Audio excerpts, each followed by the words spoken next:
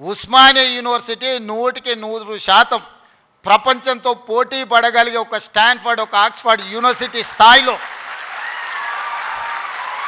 మనకేం తక్కువ 3 లక్షల కోట్ల రూపాయల బడ్జెట్ ఉంది.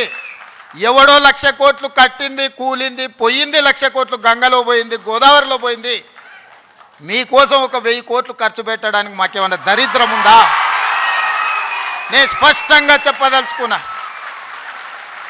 ఈ సంవత్సరం విద్యాశాఖ కోసము 40,000 కోట్లు ఖర్చు పెట్టిన 40,000 కోట్లు ఈ సంవత్సరం young India integrated residential schools 100 నియోజకవర్గాలలో 100 young India integrated residential schools, ఒక్కొక్క స్కూల్కి 25 ఎకరాల స్థలం, 200 కోట్లు, 20,000 కోట్ల రూపాయలు ఈరోజు యంగ్ ఇండియా ఇంటిగ్రేటెడ్ స్కూల్స్కి నేను సంతకం పెట్టి ఇచ్చిన.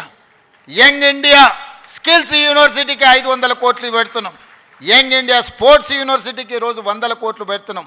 యంగ్ ఇండియా పులీస్ స్కూల్స్కి ఈరోజు మనం 100-200 కోట్లు ఖర్చు పెడుతున్నాం. నేను అడుగుతున్న మిత్రులారా, ఈ ఉస్మానియా యూనివర్సిటీకి ఏమి ఇచ్చినా తక్కువే, ఎంత ఇచ్చినా తక్కువే.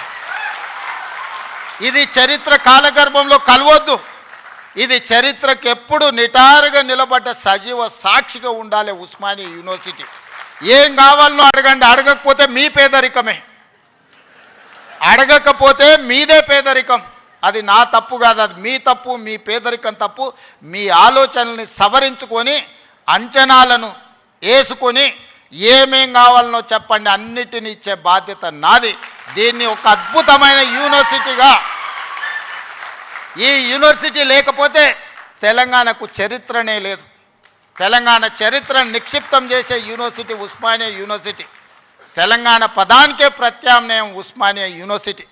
అలాంటి తెలంగాణకు ప్రత్యామ్నాయమైన ఉస్మానియా యూనివర్సిటీ, సిద్ధాంతాలకు వేదికైన ఉస్మానియా యూనివర్సిటీ, ఓ గద్దరన్నను, ఓ జార్జి రెడ్డిని ఇచ్చిన ఉస్మానియా యూనివర్సిటీ, ఓ జైపాల్ రెడ్డిని, ఓ పివి నరసింహారావుని ఇచ్చిన ఉస్మానియా యూనివర్సిటీని తెలంగాణ రాష్ట్ర సాధనలో ముందు భాగాన నిలబడి తెలంగాణ సాధించిన ఉస్మానియా యూనివర్సిటీని ఇలా గాలికి వదిలేయడం బాధ్యతను ఒకసారి ఆలోచన చేయండి.